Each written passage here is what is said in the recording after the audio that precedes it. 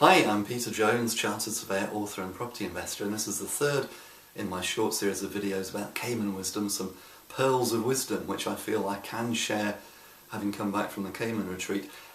As I said in my previous videos, what happens in Cayman should really stay in Cayman, so I can't talk about specific advice given to specific individuals, but there are some general pearls of wisdom which I think I can share.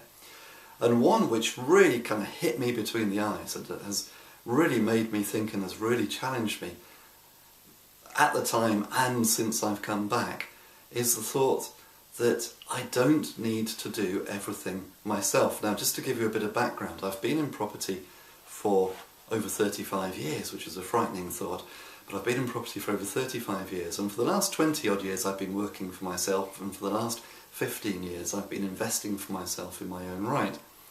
And up until I became a member of the progressive community about 3 years ago, I tried to do it all on my own, and I often joke, if you've been to masterclass, you've probably heard me saying that for 13 years I was just stuck in my home office with no human contact apart from my wife. And my wife is lovely, but she's not really into property. And that was kind of like my life, and I just had no external input. And so I was very much a typical one-man band businessman when I came to progressive. I wanted to do everything. So I was doing my own admin, my own bookkeeping, as well as trying to find properties, oversee refurbs, blah blah blah, doing the whole thing. One of the first things that Rob did was challenge me on that, and he got me thinking about how I could leverage some of these tasks out, which I did. I was able to leverage out my admin, leverage out my bookkeeping, and that's a story for another day. But I realised that I've only started to sort of scratch the surface of that. So the big challenge for me at Cayman was the thought that whenever anything needs to be done, my first instinct is to think, well, how can I do that?